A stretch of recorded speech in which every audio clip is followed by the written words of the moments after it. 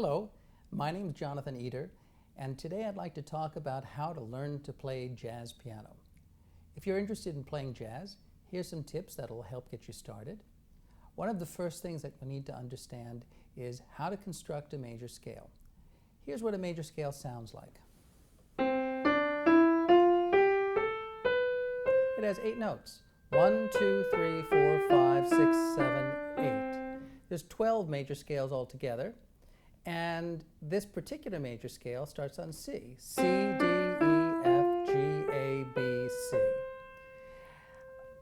Without getting into a long discussion of how to construct the scale, I wanted to first let you know that the scale is the raw materials by which a song is constructed. And every musician needs to understand how to play and how to construct the major scale.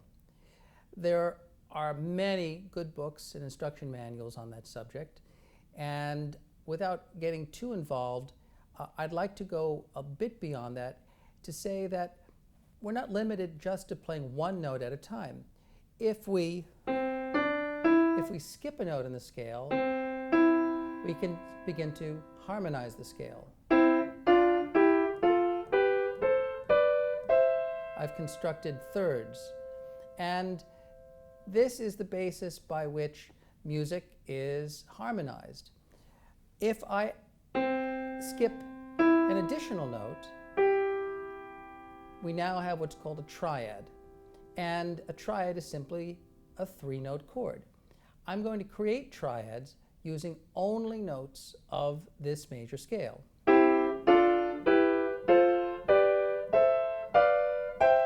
So you can hear that there are as many chords as there are notes in the major scale. Here's the first one, the second one, the third one, 4, 5, 6, 7, and finally the last one, which in effect is the same as the first one.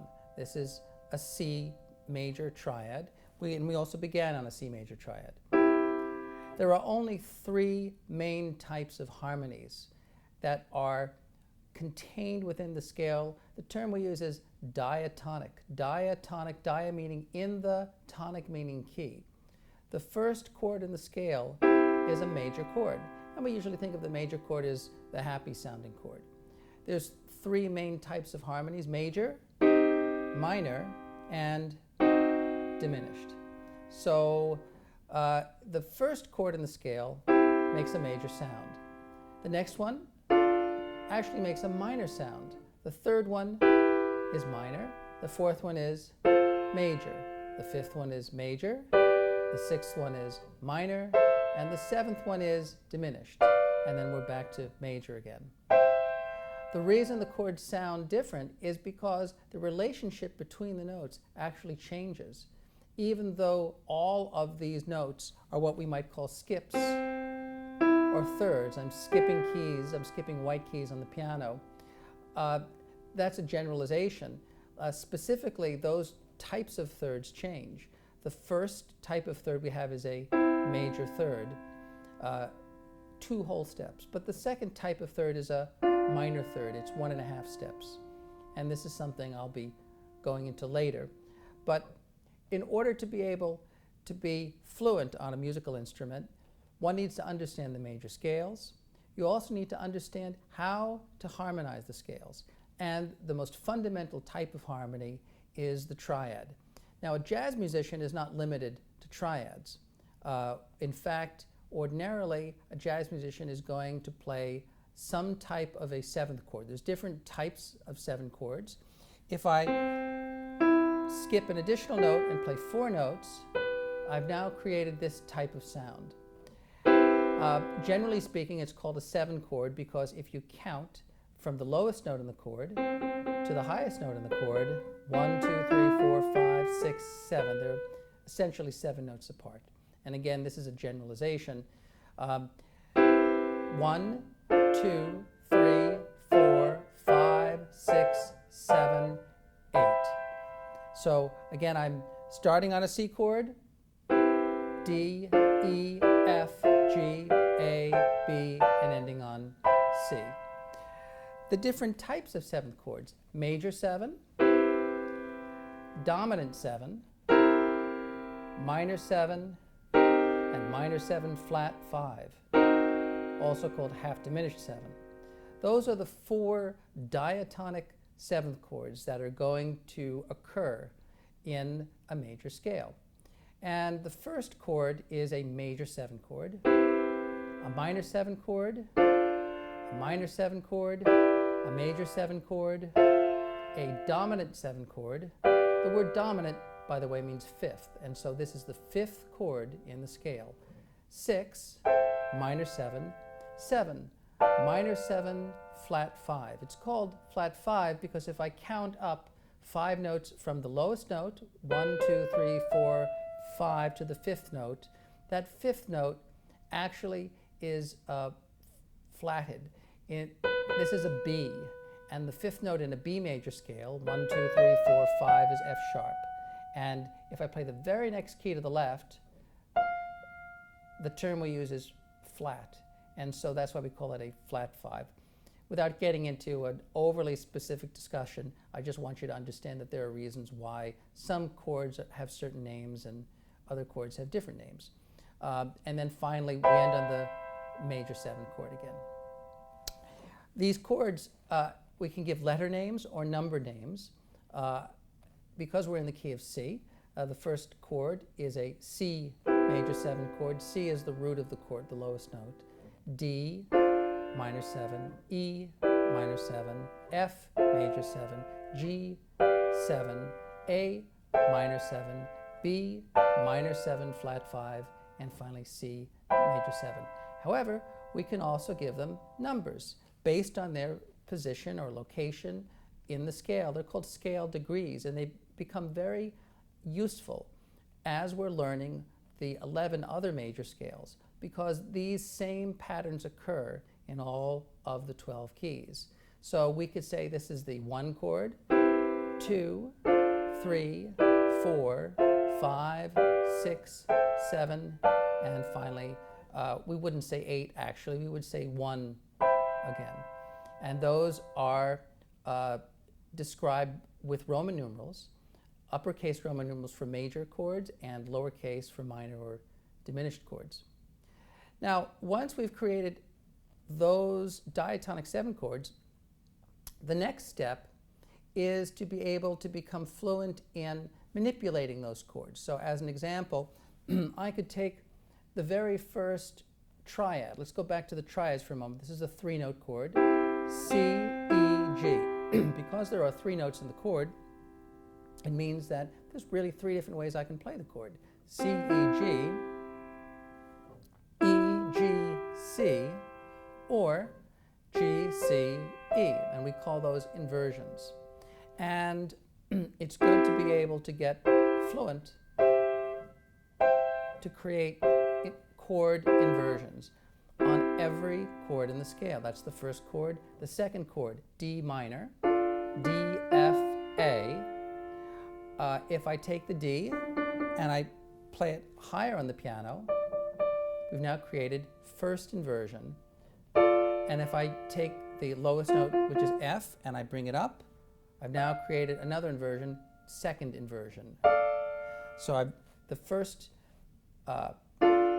way that I'm playing it is called root position. And just like the root of a tree, the first note of the chord, being D, is the lowest note, and it's what we call the tonic.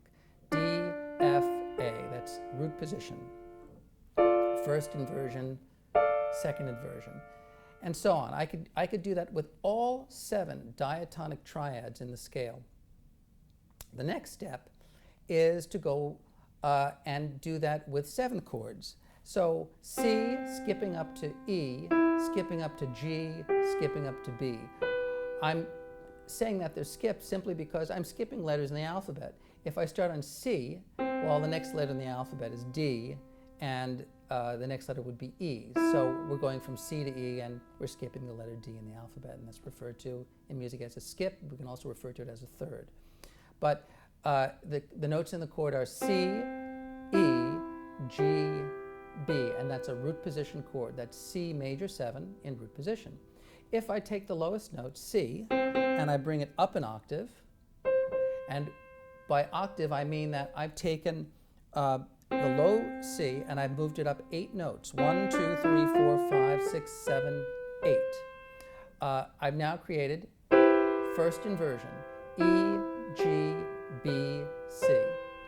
I can continue to do that, G, B, C, E, or B, C, E, G.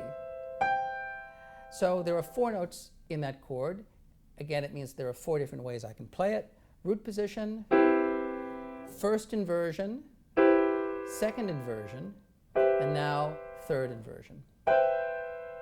So if you notice, I'm playing all the notes at the same time, but I don't have to. I could play them separately as well. We call that a broken chord, or if I play them together, it's called a block chord. And if you listen to the sound of the 7th chord, it has a certain dissonance to it. In music, we think of a dissonance as being something that might not necessarily be the most pleasant thing to listen to, but it creates a certain amount of color in the music. A consonance, we think of something that might be more pleasant, but certainly if I play 2 identical notes on the piano, C and C, those notes would be very consonant. If I play notes that are quite different, let's say C and B, that sounds more dissonant. And it's the contrast between consonance and dissonance that creates musical interest. So just to review, we've constructed the major scale. We've harmonized the scale by creating thirds. Then we've created triads. We've added an additional note, 3 notes. Then we've added one more note, 4 notes. 1, 2, 3, 4. And now we're going to create a chord pattern, because in reality, a composer would not necessarily require all of those chords to create a song. The most essential ones in jazz are the 2nd one, the 5th one, and the 1st one, in that order. 1, 2, that's why we call it the 2nd one, 3, 4, 5, and then back to 1. This is what the root of the chord sounds like, the lowest notes of the chord. D, G, and down to C. So we're moving up a 4th. We call it a 4th because they're 4 notes apart. 1, 2, 3, 4. And then we go down a 5th. 1, 2, 3, 4, 5. And that's the essential underpinning of all jazz composition. Up a 4th, down a 5th, up a 4th, down a 5th, up a 4th, down a 5th. So once we're comfortable creating that pattern in one key, well, then it has to be reiterated in other keys. So this chord pattern is a 2-5-1 in the key of C. D minor 7, G dominant 7, also referred to as G7, and C major 7.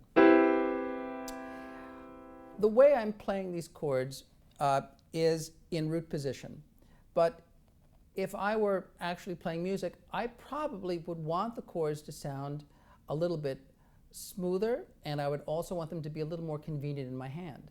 And as a result, I would prefer to use an inversion of one of these chords to facilitate that.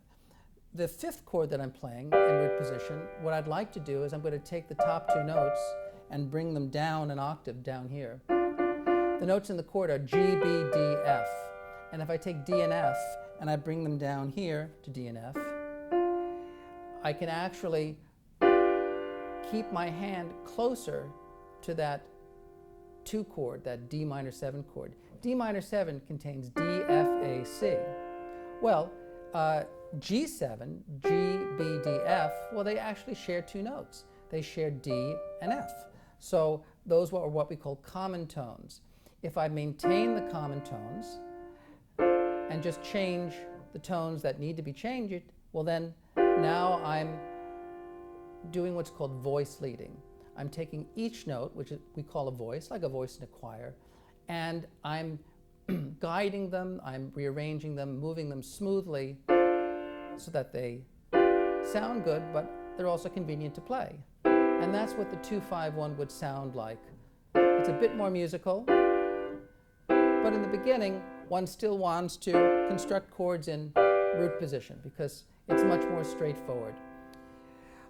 If I wanted to transpose this idea, if I wanted to take this idea and move it to another key, well, I would take the third of the chord, E, and I would lower that a half step. And I would take the seventh of the chord and lower that a half step. And now I could continue the pattern.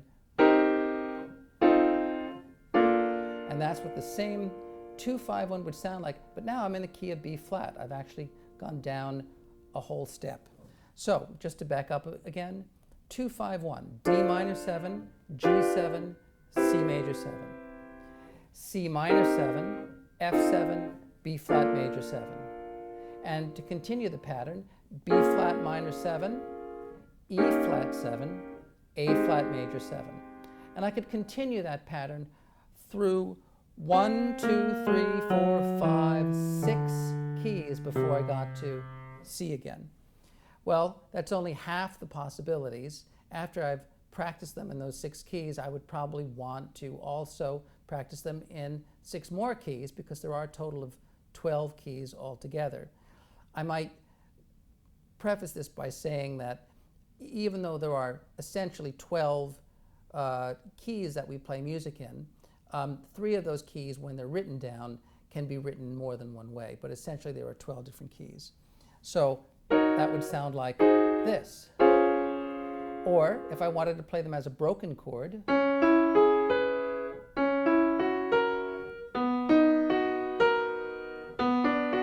two, 5, 1. Now we're in the key of A. 2, 5, 1. Now in the key of G. So that chord pattern is the engine that drives most jazz composition. And when we're talking about jazz composition, what we're really talking about is music that's written primarily from the 1920s, let's say, through the 1940s or 50s. Some people refer to it as the American Popular Songbook. Some people refer to them as standards. The composers that are most well known are probably George Gershwin, Jerome Kern, Cole Porter, Richard Rodgers. Much of the music comes from Broadway theater. Now, there is an interesting exercise that one can do to combine the major scales along with this chord pattern. It's a little more advanced, but it helps one to actually gain some control over both hands. And what I might do is construct a major scale,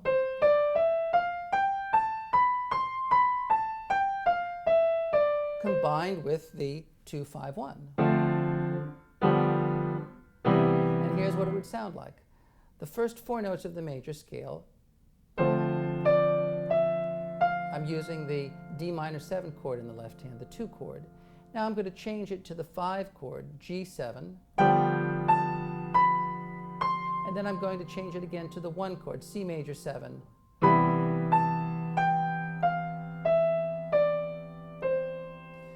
Let me do that again.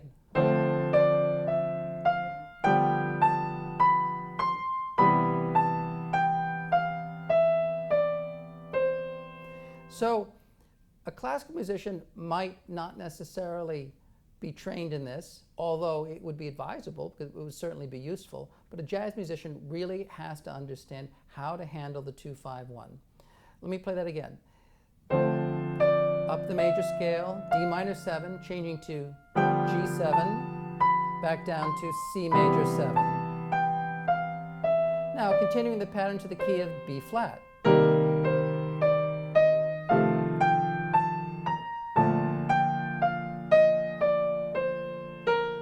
And continuing to the key of A flat.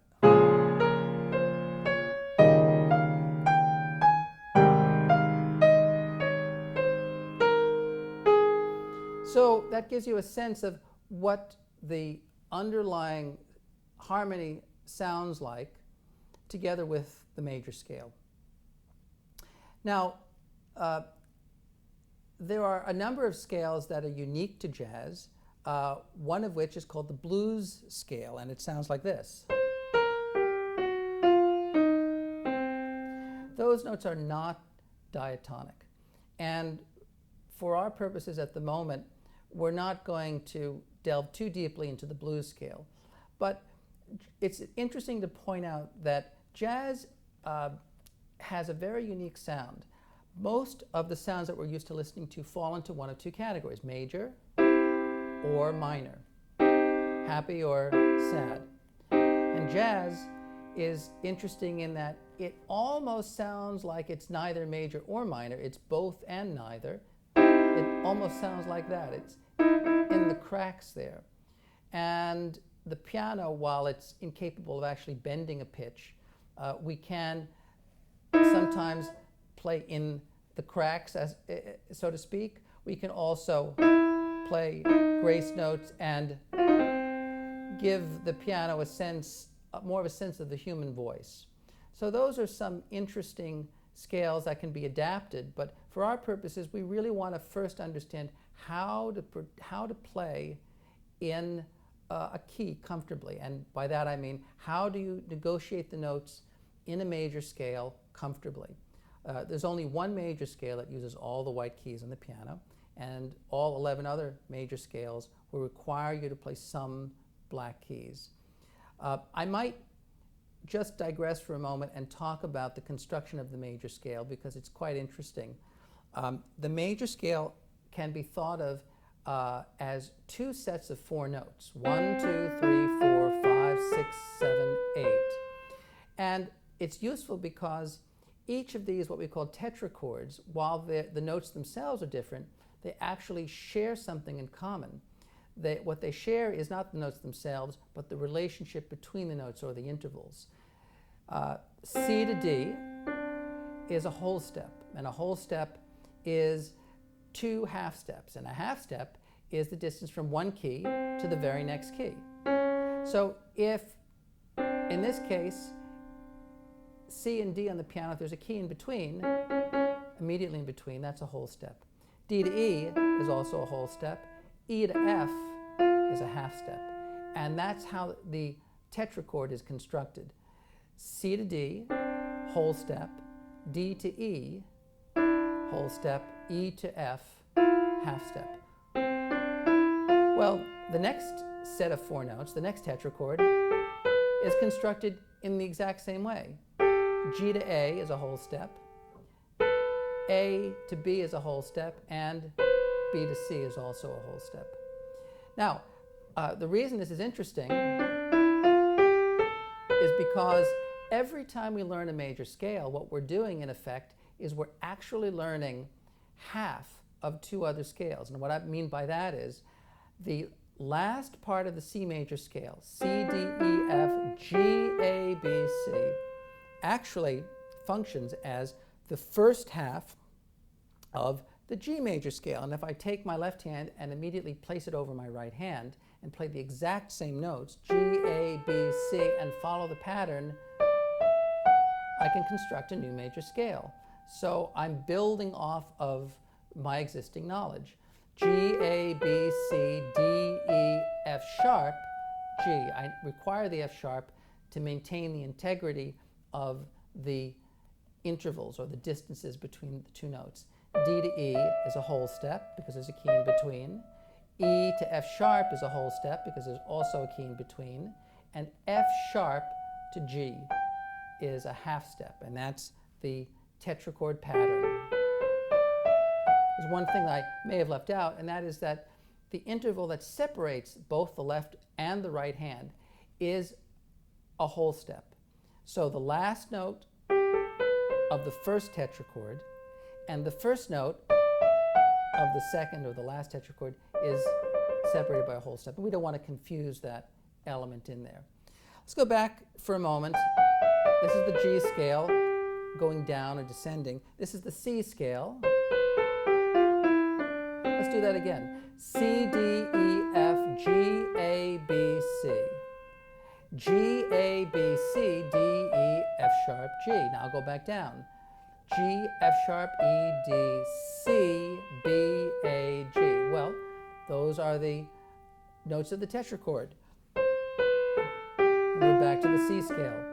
The first four notes of the C scale, C, D, E, F, also function as the last four notes of the F scale. So if I take my right hand, I place it over my left hand, and I use that exact same group of four notes, but descend or go down on the keyboard, F, E, D, C, B flat, A, G, F. I've now created an F major scale.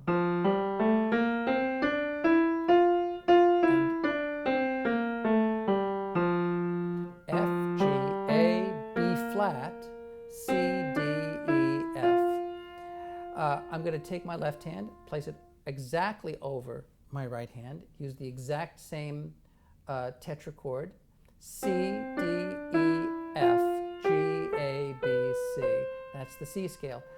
I hope you can start to appreciate that by learning the C scale, what you're in effect doing is you're learning half of the G major scale and half of the F major scale. Not only is that important practically and going to make learning scales easier, but that's also the way that music is constructed. Music generally is constructed in what we call fifths, an interval of a fifth. If I start on C and I count up C, D, E, F, G, that's a perfect fifth higher. If I go the other direction, if I go down, C, B flat, A, G, F, that's also a fifth. And while a piece of music is generally written in one key, meaning that it will use one scale predominantly, more often than not, it doesn't stay in one key. Certainly in classical music, it's very common to what we call modulate from one key to the next. And when the song modulates from key to key, it usually does it by fifths. So it would be very likely that if we played a song in the key of C, we would modulate up a fifth to G, or we might modulate down to the key of F. Now, if you're learning jazz, that's also important because, again, the underpinnings of this 2-5-1 are fifths. There's an interesting detail to look at. If I take an interval of a fifth, C up to G, and I do what's called inverted, meaning that I take the low note and I move it up here, much in the same way we created the inversions before, I've created an interval of a fourth, 1, 2, 3, 4. And in effect, a fourth and a fifth is essentially the same interval. If you listen to the root movement, meaning the tonic or the first note in each chord in the 2-5-1, you go up a fourth and down a fifth, and up a fourth and down a fifth, and up a fourth and down a fifth. And if you can simply create a root movement going up a fourth and down a fifth, you now have an understanding of how the songs that Gershwin and Cole Porter and Richard Rodgers and Jerome Kern, how they wrote these songs. Now, after you have a sense of creating the major scale, creating the diatonic triads, diatonic seventh chords, perhaps inversions of each of those chords, so you can play them in different ways, and then the 2-5-1. You're now ready to start to learn repertoire.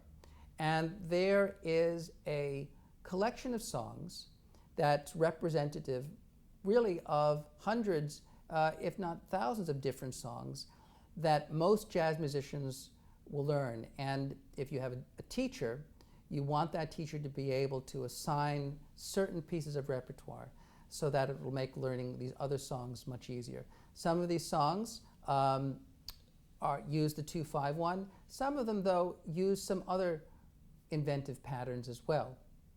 And that's the subject really of another lesson.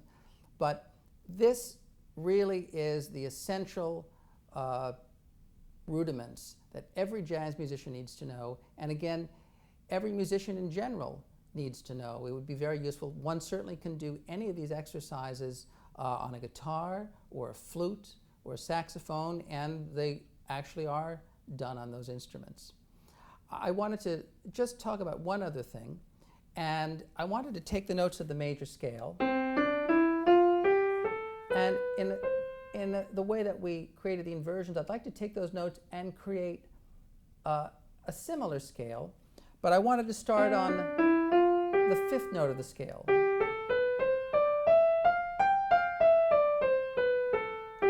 What I've done is I've created a mode. The ancient Greeks, and particularly Pythagoras, was the one that codified most of what we refer to as the Greek modes.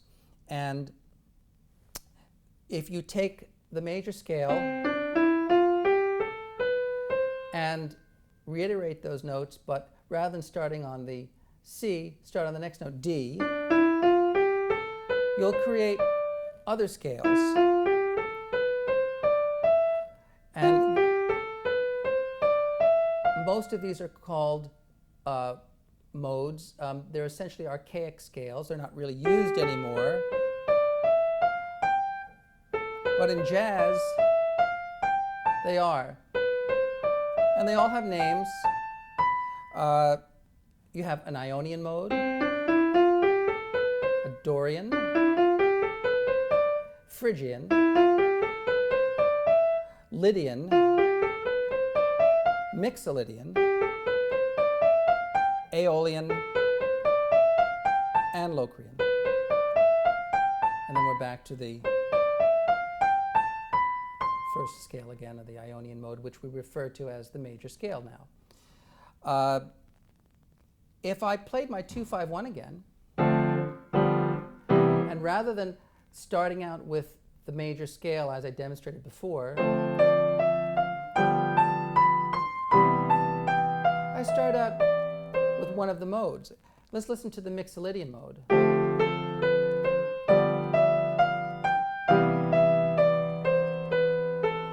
Well, it starts to sound a little bit jazzier, perhaps. We're playing the same scale,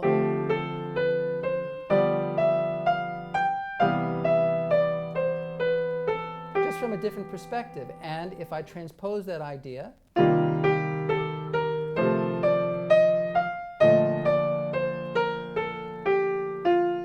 and this is how a jazz musician gains facility to begin to learn to improvise. I could certainly take that scale, and rather than playing one note at a time, let's go back to the major scale again. Rather than playing that scale one note at a time, like that, I could potentially skip notes.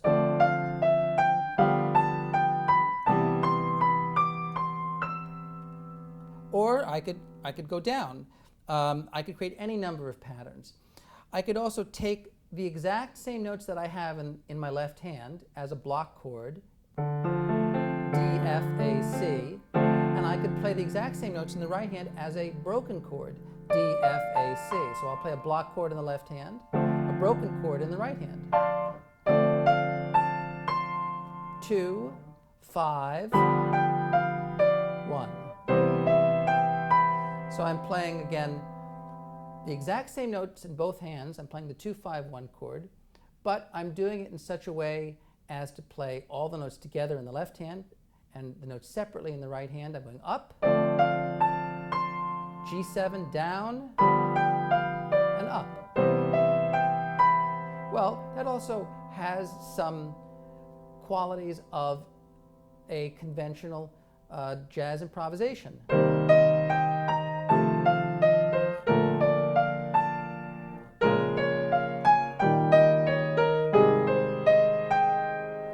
And it's that type of exercise that jazz musicians practice so that they can gain facility on their instrument, and they can also begin to learn to improvise. So I hope that little demonstration helped you today. If you have any questions, please contact me. And I wish you well and good luck learning your instrument. I'm Jonathan Eder. Thanks for watching.